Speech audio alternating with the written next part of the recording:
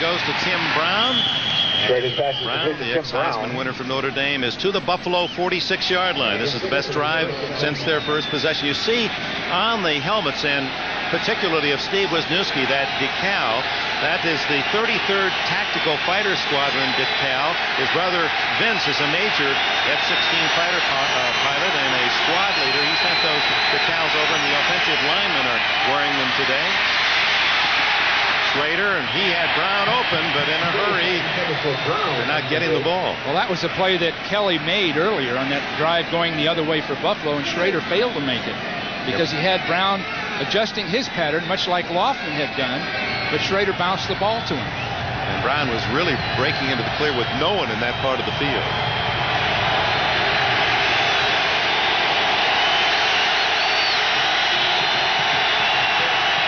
6 minutes to go in the first half.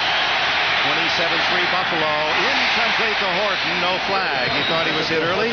Good coverage by Leonard Smith.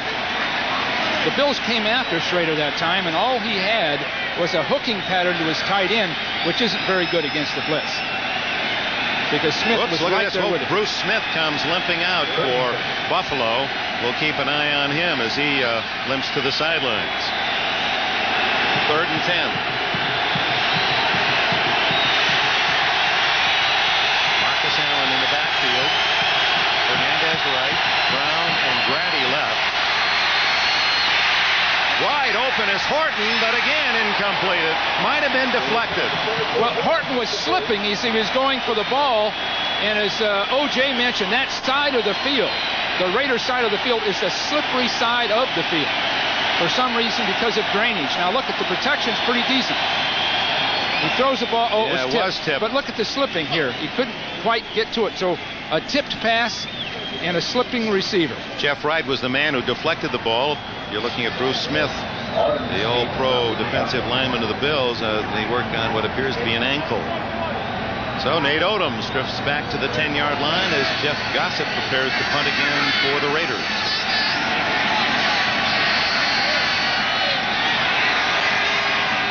Leads it toward the sidelines, and it bounds into the end zone for the touchback. So Buffalo will have the ball at the 20 when we return. Bills will try to add to an already substantial lead.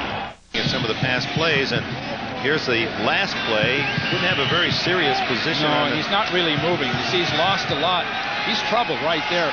Earlier on in the first quarter, he came out, so he's just got a problem that it's inflaming every time he tries to move. First down at the 20, the little screen to Thurman Thomas. Look at him pick his way. 15 yards for Thomas, and with 15 yards, that gives the Bills 261 yards in this first half. They had 300 in the first half last week against Miami. Jerry Robinson up slowly after making the tackle. The Raiders just didn't read this screen. You'll have people coming out. You see Richter coming out to the outside, and then Hull coming out and just picking their blocks to the outside on a quick screen pattern. Now Thomas on a sweep around the left side has enough juice to get around the corner. Ricky Ellison made the stop.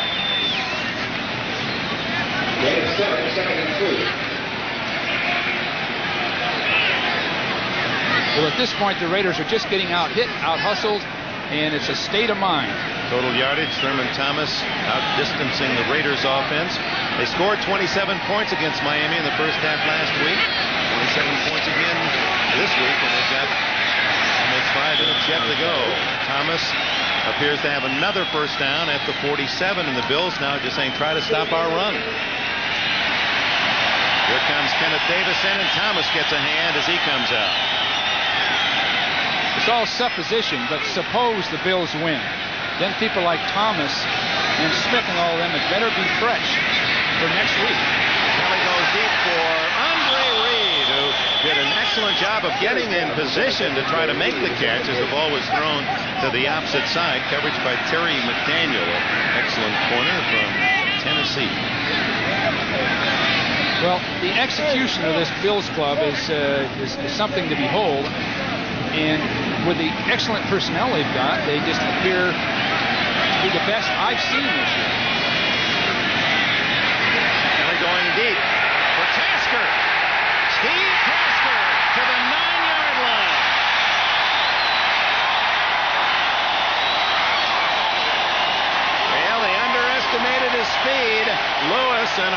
44 yards.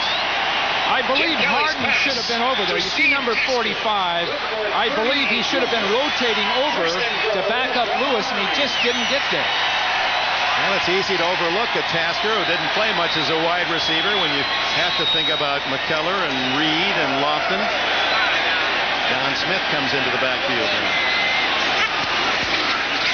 Give us to Davis. Davis to the 3-yard line. We understand there are some important developments in the Gulf crisis. We go to NBC News and Garrick Utley. Yes, Dick, we're going right to Saudi Arabia. There appears to have been a missile attack against the big base there. We're going to some videotape to Saudi Arabia to get the situation. Arthur Kent. Get us up in audio. Please, get us up. Hello, New York. This is Saudi Arabia. This is not a drill. This is videotape taken a few minutes ago. Hello, New York. This is Saudi Arabia. This is not a drill. New York. Okay, let's go. We're firing Patriots. We've got flares and we've got sirens. Let's go. Focus. This is Arthur Kent a few minutes ago in Saudi Arabia as Patriot. There goes a Patriot. Let's go. Patriot missiles, the anti-missile missiles, were fired against apparent incoming fire. Arthur Kent, you are now live from Saudi Arabia. Tell us what has happened.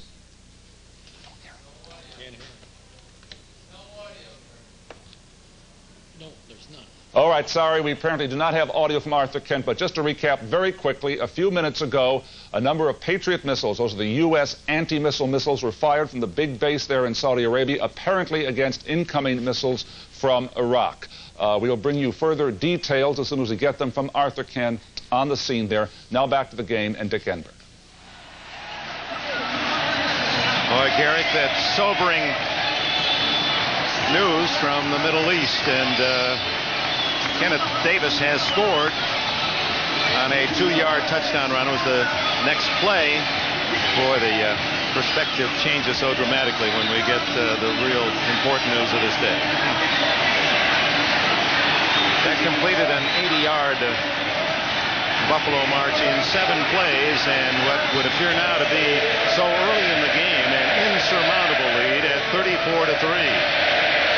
The Raider linemen were just stood up that time and just waded into the blockers, and Davis just flicked them, just ran right between them. So they're not coming off the blocks. Now, it could be fatigue, could be desperation, who knows, but it's sort of a foreboding thing to see this kind of score and then playing that way. Most points scored against the Raiders this year by Buffalo, 38.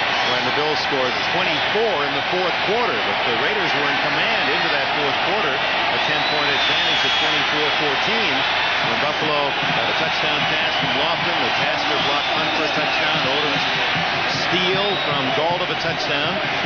They've got nearly that many in the first half today, and they've done it on their own. One touchdown, Darryl Talley, the offensive Talley on the intercepted touches. This time it's Ron Brown who will return the kick. And he's to the 30-yard line.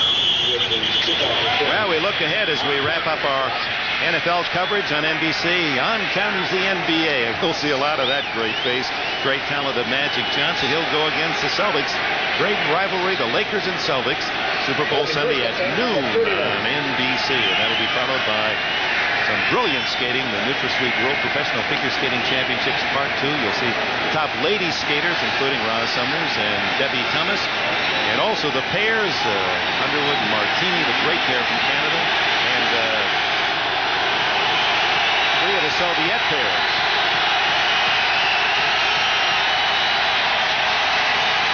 Schrader throws it right to Buffalo. This is Nate Odoms at the 30. Odoms to the 38. It's all Buffalo today here in West New York.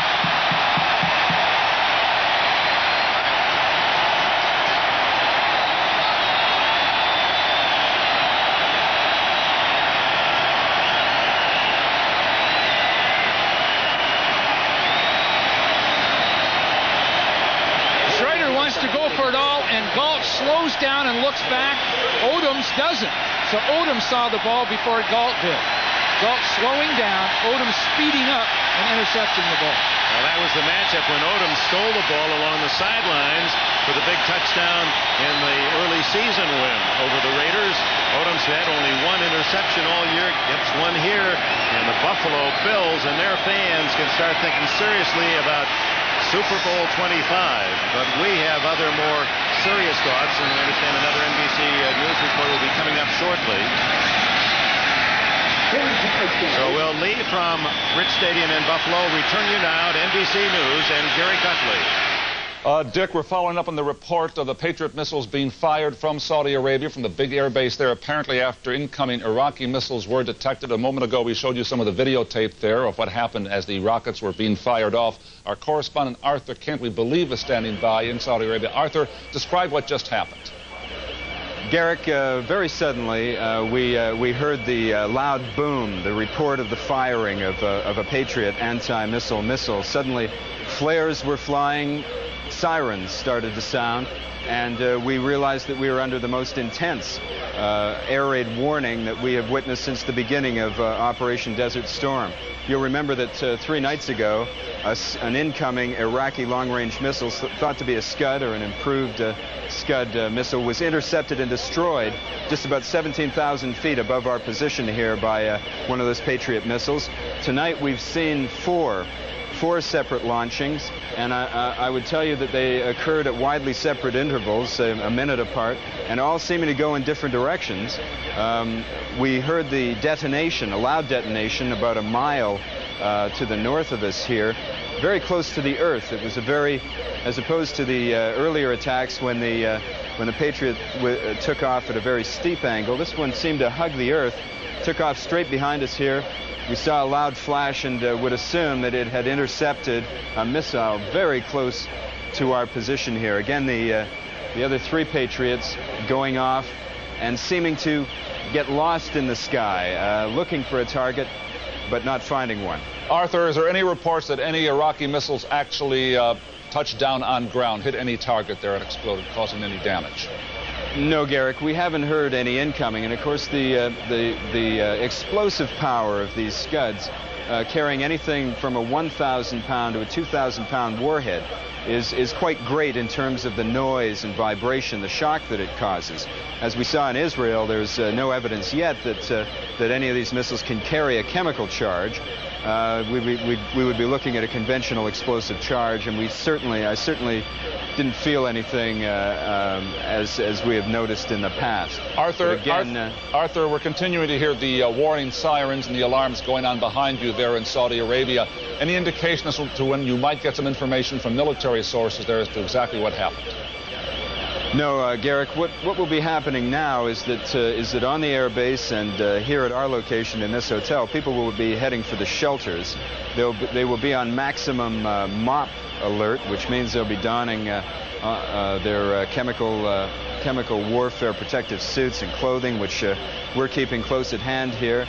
But we would remind you that we have decided, as we have in past, to continue broadcasting to you through these attacks. And we would not expect any official confirmation of what's happened here tonight until tomorrow. Arthur, I assume this all happened so quickly you didn't have time to go down to the bunker. Yes, Garrick, and I'm just being told by Mike Betcher that the military is now donning its masks, and yes, people are going down in the shelter. No, Garrick, we were here preparing to speak to you during halftime of the football game with a report telling of the intensified bombing raids that have been launched from this and other air bases in Saudi Arabia when this quite literally sprang upon us. Well, Arthur, tell us, if other people are going in the bunker, are they being told to do so by the military, and if so, should you be going now? In all likelihood, Garrick, that would be a wise course of action if we were not concerned with making sure that we're broadcasting to you. But we've handled this kind of threat before. We're dealing with conventional warheads, as we've seen in Israel, and those of us here feel we should stay at our posts. Arthur, thank you very much. Go into the bunker with the others. We have your videotape report from earlier on. We'll get back to you, and you can come back and report on the latest events there. But go now into the bunker. Thank you very much. Okay. Arthur Kent, there on the scene in Saudi Arabia. Of course, we'll bring you developments as we get more information, and we'll have a report during halftime. I'm Garrett Gutley, back now to the game in Dick Enberg. And we're back at Rich Stadium in Buffalo. Thurman Thomas, the workhorse for the Bills, finally stopped. He had fumbled on the last play after a gain of about 9, but was recovered by one of his teammates. That was a 2nd and 1 call. This is the championship game. The winner goes to the Super Bowl, and Buffalo, a near record performance scoring here in a playoff game in the first half. The Washington Redskins scored 38 against the Los Angeles Rams a few years ago for the all-time mark. And Lofton trying to give the Bills the record as he catches it inbounds at the 8-yard line. There's a flag down. Lionel Washington tried to hold him at the line of scrimmage and just lost track of him. See, Lionel is trying to hold him up rather than run with him. And he got, once James was by Lionel, it was over. A flag down, apparently, against the Raiders. That would have to be defensive holding. So, James Lofton can still run. These guys have to understand that. Defense. Penalty decline. Lofton, a former Raider, and of course a former Stanford player. I had a chance to coach him for a year at Stanford. A great athlete. But he hasn't lost any speed, or he's lost some, but not a lot. But he's physically strong. You can't hold him up at the line of scrimmage. And Washington tried to do it, and you can see what the results were. So the Bills have piled up 380 yards. Forward pass catch is being reviewed. Play. Now he got his had feet both easily. in, sure. Got him down 4 times. Now James was the 4th receiver for the Raiders. And was released by the Raiders because they felt that Fernandez, Tim Brown, Willie Gault were, in their eyes, superior at that point in their careers. And James, as a 4th receiver, isn't a special teams man. Couldn't do much else, so they released him. And this guy... On review, the play stands, first down. And this guy can certainly still play. Now, they have Sam Grady, who doesn't get to play that much. He's got great Olympic speed. They've got Alexander on the IR. So they're loaded. But Lofton can still play. First and goal at the 8. Lofton for a touchdown.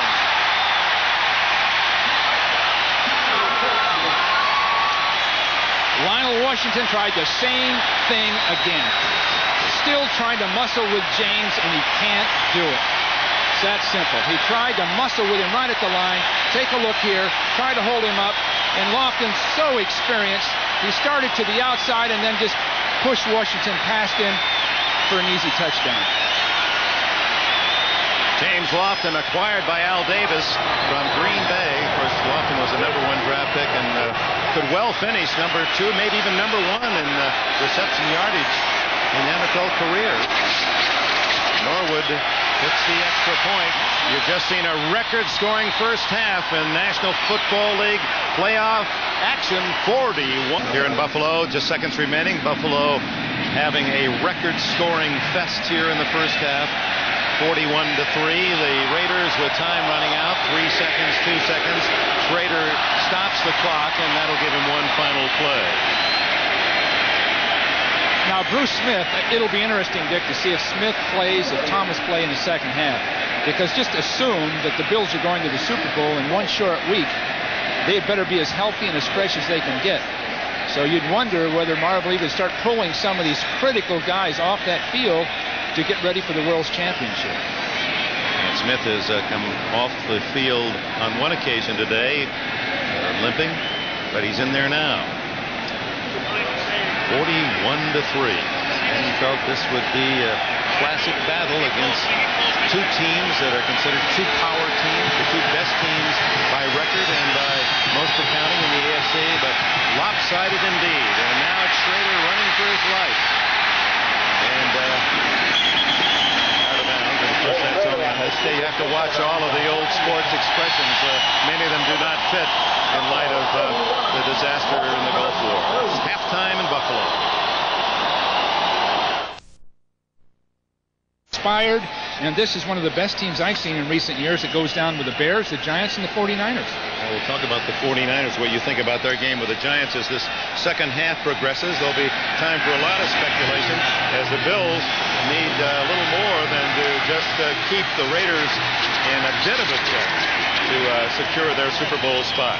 Now, Dick, it's Raider pride. Now, they've spoken of their pride, their history, their heritage, and obviously the game's out of reach. Now, how do they play football for 30 minutes just because it's football? The stakes are gone now. It's over now. And so now it's up to the Raiders to play football related to the pride they have as an organization and as a team. And I'm sure Art Shell got that to them at halftime. And Smith is still in the ballgame. Leading 41-3. Jay Schrader. Ethan Horton out of bounds after a gain of about 8. Nate Odoms on the coverage. I'm sure Smith wants to be in the game. He's waited all year for a game like this. Oh, little trouble. Scuffle across the way. Little altercation. That'll happen, I'm sure. Frustrated Raiders are bound to have these kind of things happen. And this hope that the Bills don't flaunt it or taunt the Raiders as this game progresses. But Smith, I'm sure, wants to play. But at some point, someone's going to have the nerve to tell him, you're going to sit it out until next week. They have to have this guy next week. He's got to be 100% healthy.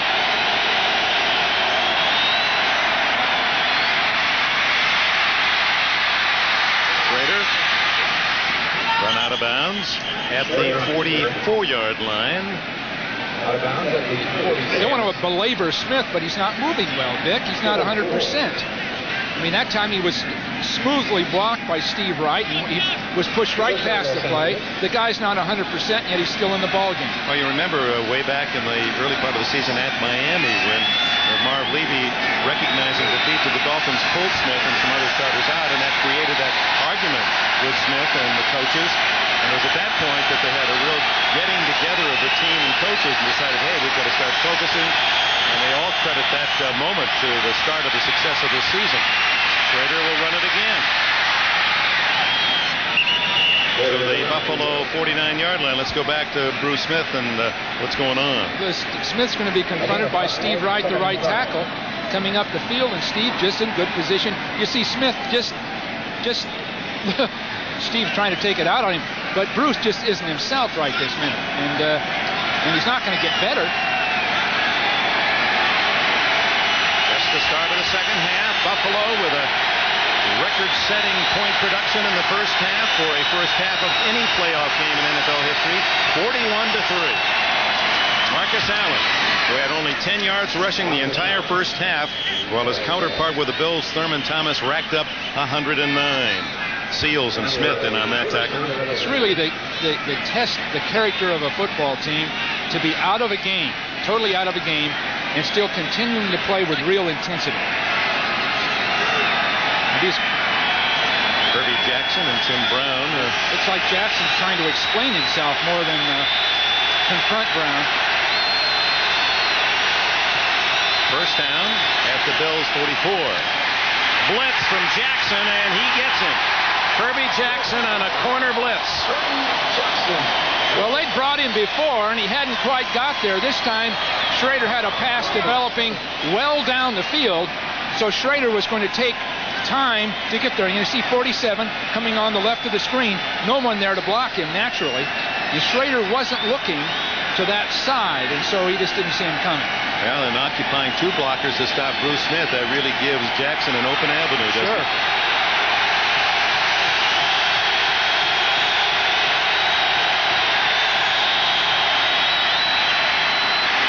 Screen to Allen up the middle. He has some moves. Allen finally ducks out of bounds at the 35-yard line, close to a first down. Nate Odoms, closest Bill. At this point, the Raiders are playing good, solid football and attempting to execute and move the ball. Obviously, the game's out of reach, but they're playing football, and that's the character of the ball club.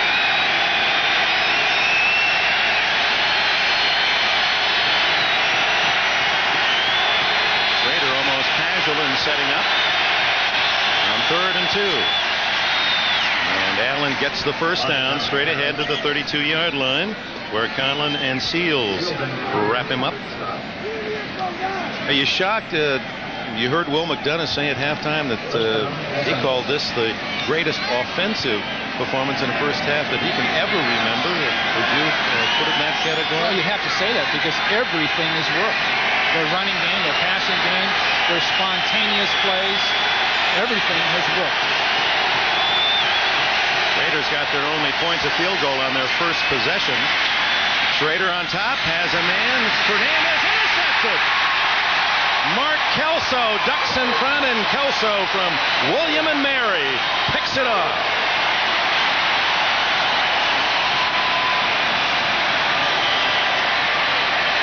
Kelso coming back from a broken leg.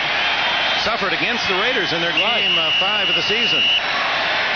He's a ball hawk, took it right away from Fernandez. Oh, the mighty Bills continue. And with the interception, academic All-America, William and Mary, Mark Kelso, quality person who, when he broke his leg against the Raiders, had some children here as his guests, and while had the presence while they're carting them off, make sure someone took care of the kids.